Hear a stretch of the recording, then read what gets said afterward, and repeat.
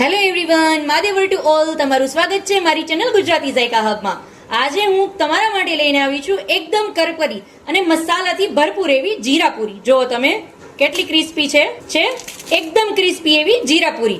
હવે આ જીરાપુરીની તમે ચા સાથે, કોફી સાથે, સાંજના નાસ્તામાં અથવા એની ટાઈમ જ્યારે પણ તમને સ્નેકની ભૂખ લાગે છે તો તમે એકદમ સરસ એવું ઇન્સ્ટન્ટ બની જતી એવી જીરાપુરીનું સ્નેક્સ એન્જોય કરી શકો છો. અને માર્કેટ જેવી જ એકદમ લાલ પણ નહીં અને સફેદ પણ નહીં. હવે જો ક્રિસ્પી કરવી હોય તો લાલ થઈ જાય, પણ લાલ નથી, સફેદ છે છતાં પણ ક્રિસ્પી છે. તો આ જ ટિપ્સ ઘણી બધી ટિપ્સ મેં આ વિડીયોની તમારી સાથે શેર કરેલી છે. તો વિડીયો લાસ્ટ સુધી જોજો. અને જો તમને મારો વિડીયો પસંદ આવે તો મારી ચેનલને સબસ્ક્રાઇબ કરવાનું ના ભૂલતા. તો ચાલો હવે એક પણ મિનિટ બગાડ્યા વગર ફટાફટ શરૂ કરી દઈએ કે કઈ રીતે બને છે market style proper look, taste અને સ્મેલ બધી રીતે પરફેક્ટ ક્રિસ્પી એવી જીરાપુરી.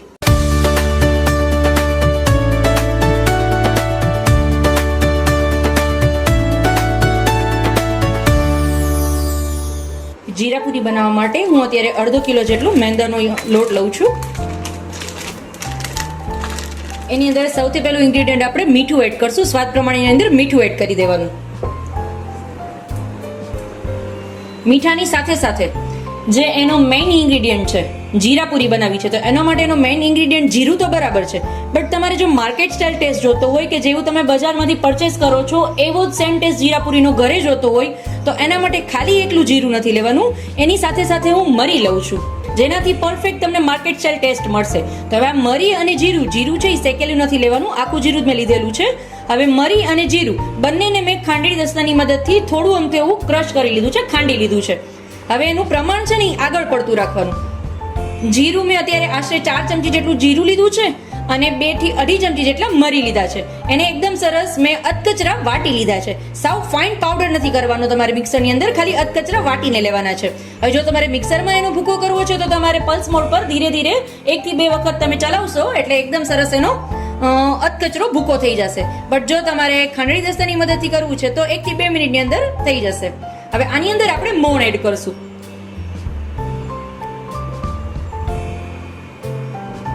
હવે મોણ છે એ કેટલું એડ કરવાનું? આશરે અત્યારે મેં આની અંદર 4 મોટી ચમચી જેટલું મોણ એડ કરેલું છે. હવે જો હું તમને બતાવી દઉં કે પરફેક્ટ એ તમારું મોણ કેટલું એડ કરવાનું તમારે. હવે તમારી ચમચી છે એ તમારે પર ડિપેન્ડ છે, અથવા મેંદાની ક્વોલિટી પણ ડિપેન્ડ છે કે જો જૂનો કે મેંદો આવી ગયો હોય તો તમારે એ માપમાં ફેરફાર થઈ શકે છે. માટે તમને હું બતાવી દઉં છું કે કેટલું તમારે મોણાની અંદર એડ કરો એ તમને કઈ રીતે ખબર પડશે કે પરફેક્ટ તમારું મોણાની અંદર મિક્સ થઈ ગયું છે. એકદમ સરસ પહેલા હાથની મદદથી બધું મોણ મિક્સ કરી લેવાનું.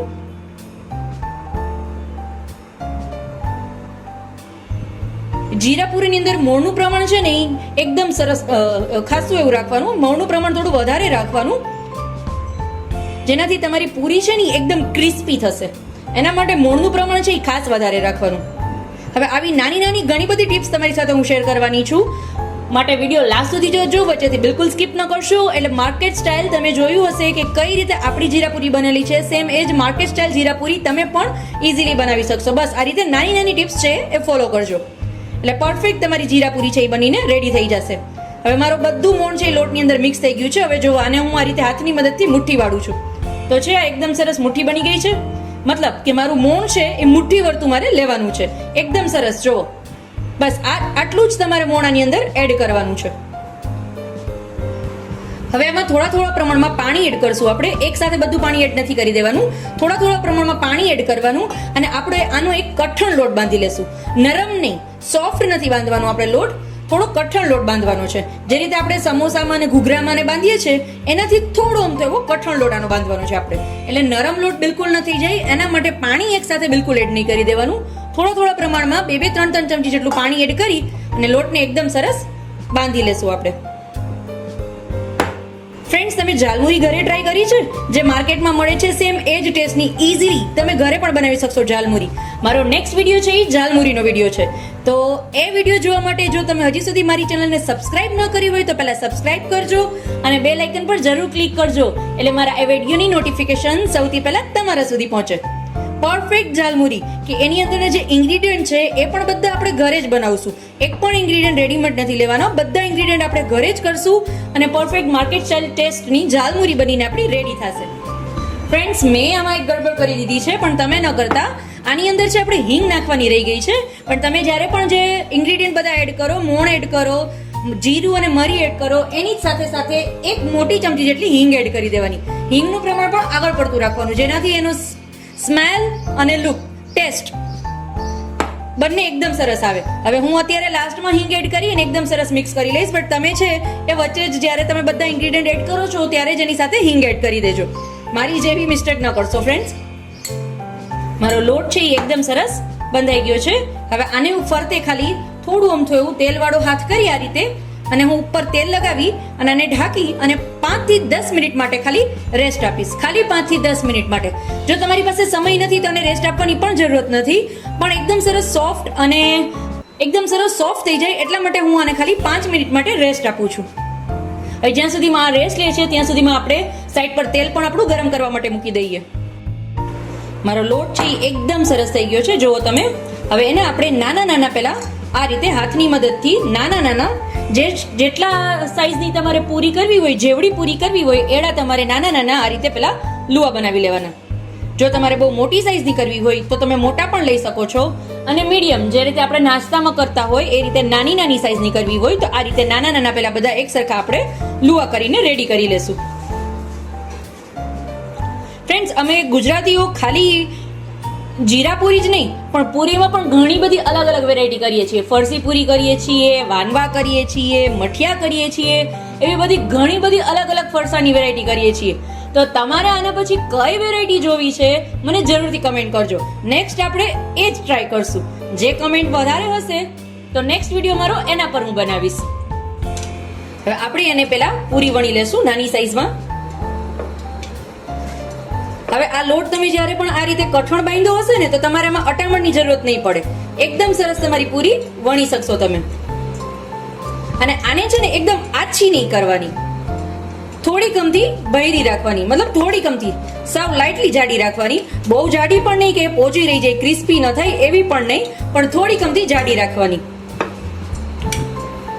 અમારી પૂરી છે એ વણાઈને રેડી છે. હવે એમાં આ રીતે હું કાંટા ચમચીની મદદથી આ રીતે કાણા પાડી લઈશ, કે જેથી કરીને હું જ્યારે પણ આને ફ્રાય કરું ત્યારે ફ્રાય કરતી વખતે એ વચ્ચેથી ફૂલી ન જાય. એના માટે આ રીતે હું કાંટા ચમચીની મદદથી ફરતા કાણા પાડી લઈશ. તો રેડી છે મારી જીરા પૂરી વણાઈને, છે એકદમ ઈઝી. હવે આની થિકનેસ તમે જોઈ લ્યો, આટલી થિકનેસ મેં રાખેલી છે. બહુ જાડી પણ નથી ને બહુ પાતળી પણ નથી, મીડિયમ. આ જ રીતે હું મારી બધી પૂરી વળીને પહેલા રેડી કરી લઈશ. મારી બધી પૂરી વળાઈને રેડી છે, જુઓ તમે, છે એકદમ સરસ. મારી બધી પૂરી મેં આ રીતે વણીને રેડી કરી લીધી છે.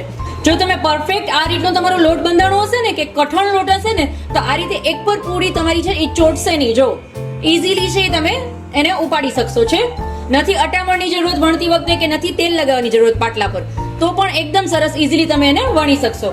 હવે આ પૂરીને આપણે ફ્રાય કરશું.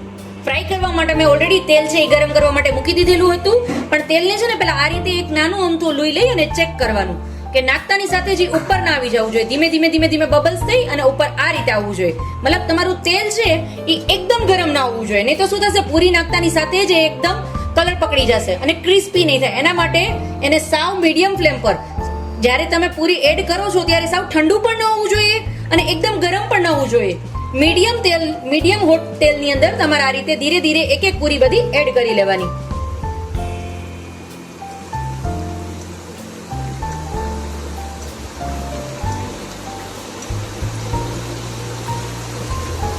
જેટલી તમારા પેનની અંદર સમાય એટલી પૂરી એક ટાઈમમાં એડ કરી લેવાની.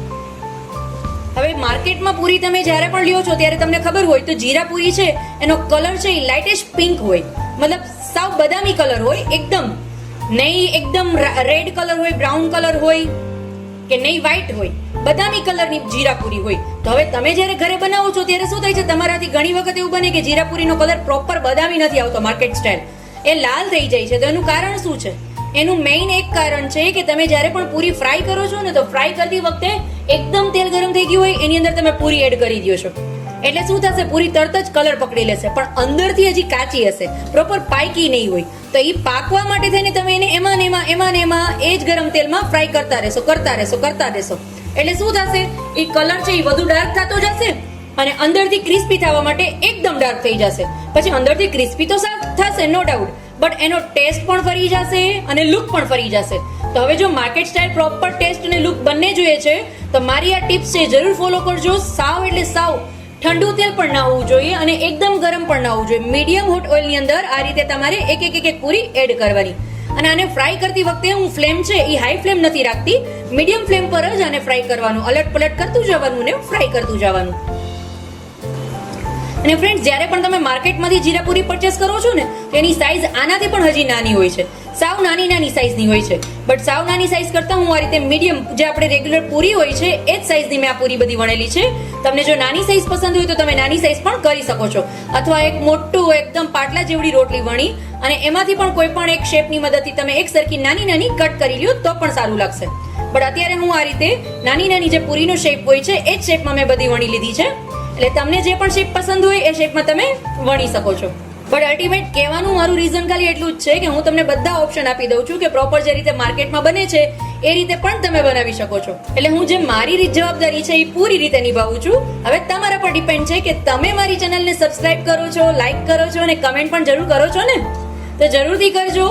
એટલે મારા અવનવા વિડીયોની નોટિફિકેશન સૌથી પહેલા તમારા સુધી પહોંચે. ચલો ફ્રેન્ડ્સ, મારી પૂરી છે એ એકદમ સરસ તરાઈને રેડી છે.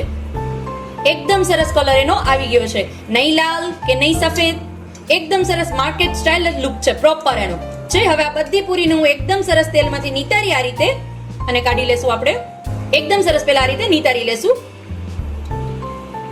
અને એને આ રીતે કાઢીને સાઈડ પર રાખતા જશું. બધી પૂરી પહેલા આ રીતે હું નીતારી અને સાઈડ પર આ રીતે રાખી દઈશ. સેમ આ જ રીતે ધીમા તાપે જ એકદમ ધીમા તાપે હું બધી પૂરીને મારી આ રીતે સેમ ફ્રાય કરી લઈશ. છે એકદમ સરસ મારી જીરા પૂરી છે એ તળાઈને રેડી છે. કેટલો સરસ કલર આવેલો છે. હવે આ એટલી જ ક્રિસ્પી પણ છે, જુઓ તમે. તો આવી જ રીતે ફરી મળીશું એક નવી રેસીપી સાથે. ત્યાં સુધી આવજો ફ્રેન્ડ્સ. Mahadev to all.